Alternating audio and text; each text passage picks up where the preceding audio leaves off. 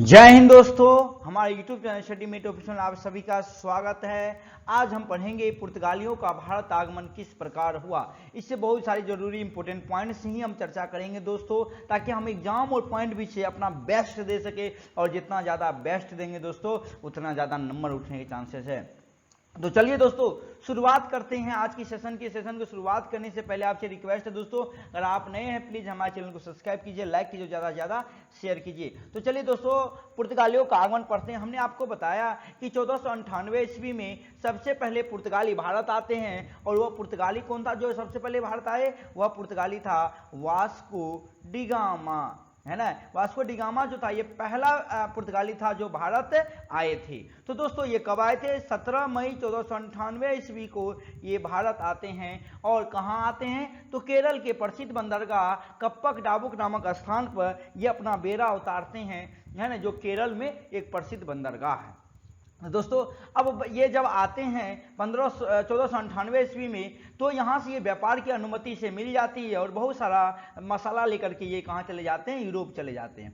फिर उसके बाद 1502 ईस्वी में ये पुनः भारत आते हैं। 1502 ईस्वी में ये भारत क्या करते हैं? पुनः आते हैं। और फिर 1503 ईस्वी में, ये याद रखिएगा डेट, 1503 ईस्वी में ये कोचीन में, कहाँ? कोचीन में अपना पहला फैक्ट्री डालते हैं।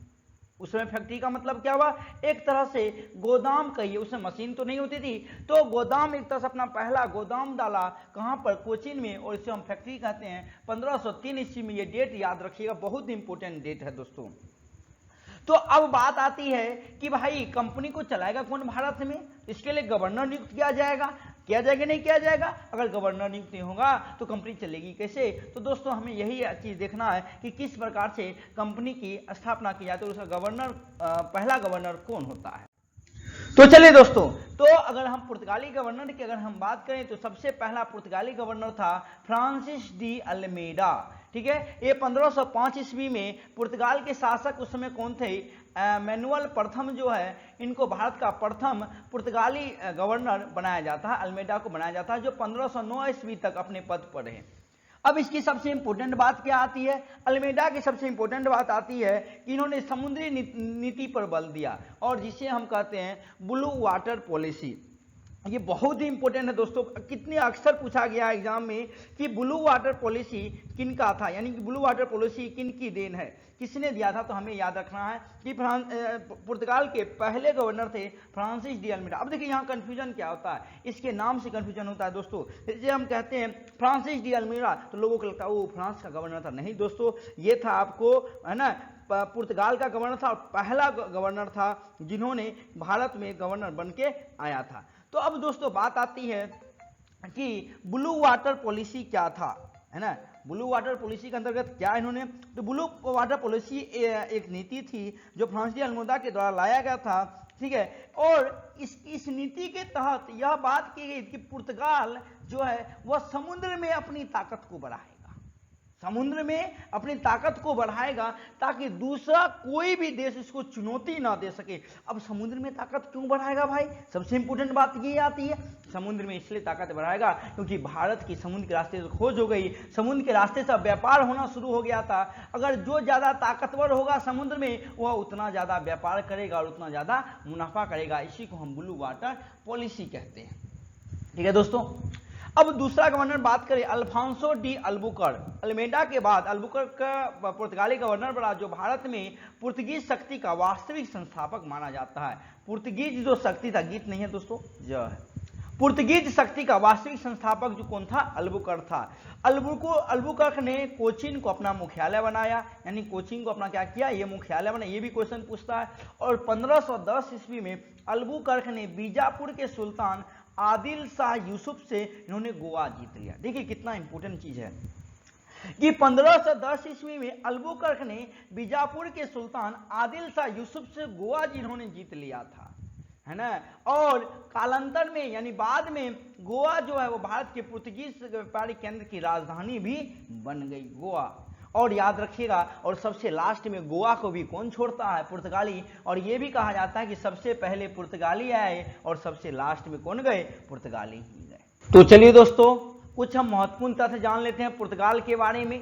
पुर्तगाल अपने आप को है ना सागर का स्वामी कहते थे, मतलब कि जो सागर था उसका स्वामी कौन कहते थे? पुर्तगाल अपने आप को सागर का, क्यों? क्योंकि ब्लू वाटर पॉलिसी जो लाए थे, है ना, इसके तहत वो कहते हैं कि सागर का मैं स्वामी हूं। और उसके बाद पुर्तगाली गवर्नर अल्फांसो डिसूजा के साथ जेसुइट संत जेवियर, ये नाम याद रखिएगा, जेसुइट संत जेवियर जो है वो भारत आए थे। क्यों आए थे? इसकी नीति क्या थी? तो इन्होंने ईसाई धर्म का प्रचार प्रसार करने के लिए आए थे। ईसाई धर्म का प्रचार प्रसार और मिशनरियों को भारत में फैलाने के का एक मकसद था, ताकि अधिक से अधिक लोगों को ईसाई धर्म में जोड़ सके।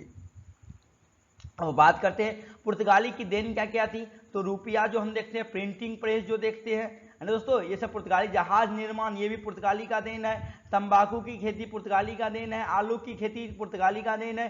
टमाटर की खेती पुर्तगाली का है। मक्का भी पुर्तगाल से आया। अनानास, बादाम, अमरूद, कलमी आम जो हम कहते हैं, अभी समय आ गया कलमी आम, घड़ी, चश्मा दोस्तों, चश्मा जो था, चश्मा, ये सारे के सारे क्या है? पुर्तगाली के देन है। और इसके साथ पुर्तगाली ने प्लेग और सिफिलिस, ये दोनों बीमारी भी पुर्तगाली की ही देन है। तो ये क्वेश्चन पूछा जाता है दोस्तों कि प्रिंटिंग प्रेस किसकी देन है या तंबाकू की खेती किसकी देन है? तो ये हम कहेंगे पुर्तगालियों की देन है ना दोस्तों। अब आते हैं कि पुर्तगाल सर्वप्रथम भारत में आए थे 1498 ईस्वी में, और वापस भी कब जाते हैं? सबसे लास्ट में 1961 ईस्वी में। उसके बाद आता है दोस्तों वास्को डी गामा। हमने बताया कि 1502 ईस्वी में पुनः भारत आया था, और 1503 ईस्वी में पुर्तगालियों ने कोचिंग अपनी पहली फैक्ट्री बनाई थी। तो दोस्तों ये आपके मोटामोटी पुर्तगाल के बारे में हो गए, जिसमें हमने आपको पुर्तगाल के सारे इंपोर्टेंट चीज हमने आपको बताया। तो चलिए दोस्तों हम लोग नीदरलैंड के बारे में जानते हैं, हॉलैंड के बारे में जानते हैं। भारत आने वाला दूसरा कंपनी जो था वो डच था, और पहला डच यात्री जो था वो कार्नेलिस द हस्तमान 1596 ईस्वी में भारत आया था। दोस्तों भारत में पहला व्यापारी कोठी जो है वह 1605 ईस्वी में मसूलीपट्टनम आंध्र प्रदेश में स्थापित करता है। ये दोनों पॉइंट बहुत इंपॉर्टेंट है दोस्तों, कि दूसरा कंपनी डच था, और डच का जो पहला यात्री था वो कार्नेलिस द हस्तमान था, जो 1596 ईस्वी में भारत आया था। और पहली व्यापारी कोठी जो डच के स्थापित हुई थी वो 1605 ईस्वी में मसूलीपट्टनम में स्थापित हुई थी। उसके बाद है भारत में डच कंपनी की व्यापारिक कोठी मसूलीपट्टनम के अलावा कहां कहां था? कुलीकट में था। कालीकट नहीं है दोस्तों, ये कुलीकट है जो तमिलनाडु में है। सूरत में था, पटना में था, चिंसुरा में था, और बंगाल आदि क्षेत्रों पर इसका स्थापित था। यानी यहां से ये अपना व्यापारिक कोठी स्थापित करके व्यापार करते थे। चिंसुरा के डच क्षेत्र को गोस्तावुत फोर्ट के नाम से भी जाना जाता है। ये याद रखिएगा, चिंसुरा में जो डच क्षेत्र था उसको गोस्तावुत फोर्ट के नाम से भी हम जानते हैं।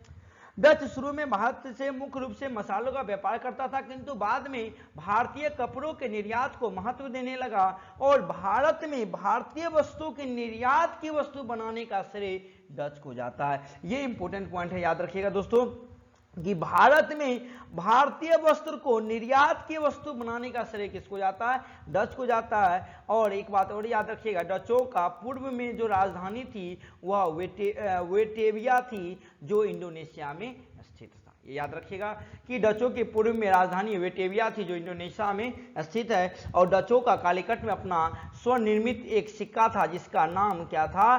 पेगोडा था, है ना। ये पेगोडा के बारे में क्वेश्चन पूछा जाता है कि पेगोडा क्या है, तो हम कहेंगे कि डचों का कालीकट में जो स्वर्ण निर्मित सिक्का था वो उसका नाम क्या था? पेगोडा। अब इंपॉर्टेंट बात यह है इसमें कि वेदरा का युद्ध हुआ था 1759 ईस्वी में, डच और अंग्रेज के बीच हुआ था। इस युद्ध के पश्चात डच कंपनी जो सारी व्यापारी कोठी अंग्रेजों का अधिकार हो गया। यानी डचों के जितने भी व्यापारी कोठी थे सब पर किसका अधिकार हो गया? अंग्रेजों, क्योंकि युद्ध में जीत गया अंग्रेज। तो भाई वास्तव है युद्ध में जीतेंगे तो तुमको काहे रहने देंगे भारत में, और उसे भारत से खदेड़ दिया गया। और दोस्तों ये थी नीदरलैंड की कहानी। अब हम जानेंगे डेनिश के बारे में, यानी डेनमार्क के बारे में। तो चलिए डेनमार्क के बारे में हम जानते हैं। दोस्तों डेनमार्क के बारे में कहा जाता है कि 1616 ईस्वी में डेनिश लोग भारत आए और तंजोर केरल जिले के ट्रावनकोट में अपनी पहली व्यापारिक कोठी स्थापित किया। यानी 1616 ईस्वी में डेनिश लोग भारत आए थे और तंजौर केरल के त्रावणकोट अपनी पहली व्यापारिक कोठी स्थापित की। 1845 ईस्वी में अपनी सारी व्यापारिक कोठी अंग्रेजों को सौंपकर डेनिश लोग वापस लौट गए। इसमें एक ही इंपॉर्टेंट पॉइंट है, वह है हमारा त्रावणकोर, और इससे ज़्यादा इंपॉर्टेंट नहीं है। और कब आए थे ये लोग? 1616 ईस्वी में आए थे और त्रावणकोर अपनी पहली व्यापारिक कोठी स्थापित की। बाकी यहाँ आपको नक्शा में देख सकते हैं, और कहाँ का इसका था तो कालीकट में था, ठीक है, और उसके बाद कोचीन में था, त्रावणकोट में था, है ना दोस्तों, और मसूलीपट्टनम में था, ठीक है, और बाकी बंगाल के क्षेत्र में भी ये अपना व्यापारिक स्थापित किया, और अंडमान निकोबार द्वीप समूह में भी इसका स्थापित था। तो दोस्तों आज हमने जाना कि किस प्रकार से, है ना, डेनिश लोग आए, डेनमार्क लोग आए, है ना, उसके बाद हॉलैंड लोग आए, और पुर्तगाली ने किस प्रकार भारत में शासन किया, ये सारी चीज़ों के बारे में हमने जाना। तो दोस्तों आज के लिए इतना ही, फिर मिलेंगे आपसे अगली वीडियो में। फ्रांस के बारे में लेकर आ रहे हैं दोस्तों, फ्रांस किस प्रकार भारत पर शासन किया, अंग्रेजों ने किस प्रकार उसे खदेड़ के भगाया, वो सारी चीज़ों के बारे में हम चर्चा करेंगे अगली वीडियो में। तब तक के लिए दोस्तों जय हिंद।